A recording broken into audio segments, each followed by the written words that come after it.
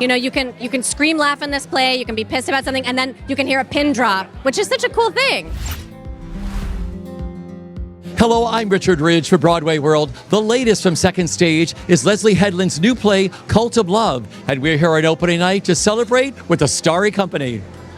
It feels especially meaningful this time because I'm sharing it with so many incredible people. 6 Broadway debuts, 2 theater debuts. There's something about it that feels really grounding and really special and really poignant to me. Doing a play about the holidays at the holidays in New York and being home, I feel really present. I'm happy. It's not that deep. I just feel really happy. I feel so grateful to be here. I feel like a child. This is a dream that I didn't know would ever come to fruition, and I kind of feel like I'm floating, and I'm happy. Yeah. I'm really happy. Remember, I told you at the meet and greet, when you take your bow on opening night, take it all in. So what were you thinking tonight when you took your bow on Broadway for your debut? Like my mom and my dad got to see me on Broadway. That's what I was thinking. The cast is amazing. You're all so brilliant up there. What's it like sharing the stage with them once the audience was added in? It was so fun. I mean, I think working with everyone in this play, I mean, they're all geniuses, talented. And it's just, I mean, for me, who's like a newbie, it was so fun for me to be like playing with these actors who are so freaking good and so like funny and amazing. And it's just been, it's been like the pleasure of my career, honestly.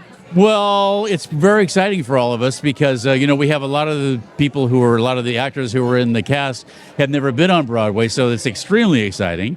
And Leslie Headland, the playwright, this is her Broadway debut, so that's very exciting. And I think it won't be her last Broadway outing because she's just really a brilliant playwright.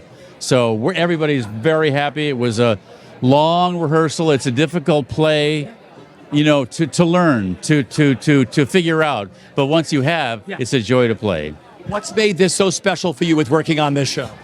The people that I get to work with. I love Trip. Trip directed me in my first professional theater gig at the Sundance Theater Lab in 2011, and I never forgot it. And to have him directing me here makes me feel it's such a full circle moment. I just can't believe it. And I love Leslie and always have. And this cast is just astonishing. And to be, on stage with some real great talent is an honor. What were you thinking tonight when you took your bow? What was I thinking about? I don't know. I was thinking about Leslie, honestly. I was hoping that Leslie felt that we'd had a good show. I hope she felt that it communicated what she wanted it to communicate. And also, my dad was in the audience. I haven't seen him yet, but a lot of my friends are here too. I haven't seen anyone yet, so I'm just curious to hear what they felt, watching this story unfold. Yeah. I believe in Leslie so completely. I just believe it. I feel like it comes out of my body when I'm saying the words. I believe it. I love it. Yeah. And working with this cast. They're titans. They're big, like actors and personalities and spirits, and that's been amazing. I think with a cast this large, just meeting so many and working with so many talented fucking people, not just the actors, but the director, the writer, the crew, everybody who's so much talent. It's this is rare, and it's really, especially right now, it's just so good, and to be able to talk about these things that are going on in the world in such a beautiful, open way is really just special.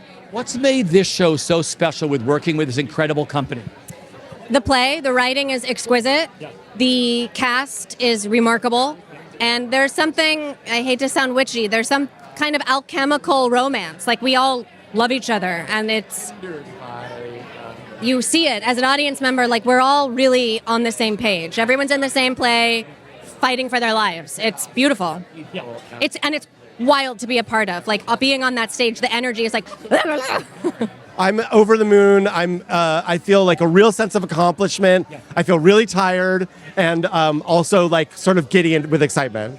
It was really exciting because everyone was really gung-ho to dive in there and go as deep as possible, as fast as possible. So we really became our own dysfunctional family. So that dynamic then came alive on stage with very little effort. I started writing this play when Trump was elected the first time in 2016. It had its first production in 2019, right before pandemic.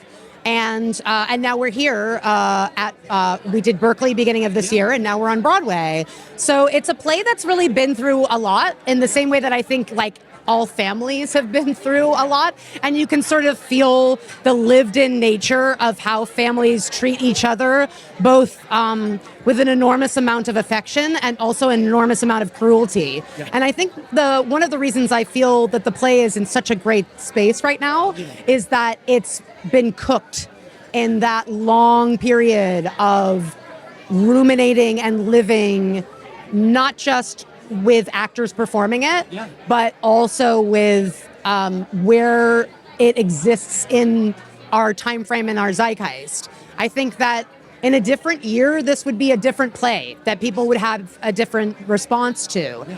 But I think that we all know what it feels like to want to be accepted, specifically by your family of origin, but even by total strangers, for acceptance, and to feel when you aren't accepted, that is withholding love. Yeah. You know, understanding that other people's judgment is not, like, judgment is judgment. It's not love. Yeah. And I like to think of this play as a play about, or a play that judges judgment. Yeah. It kind of goes like, it judges the character's judgment, it judges the audience for judging particular people. And I think that's what people end up starting to sink into their own experiences with their families when they watch it. Because that's what, even if you grew up in the most, and by the way, show me that person that has the most well-adjusted family life, I still think that you would feel misunderstood and misjudged by the people you grew up with, because you're constantly changing. So I think there's a nice symbiosis between the play's existence within the world and then also the story it's trying to tell.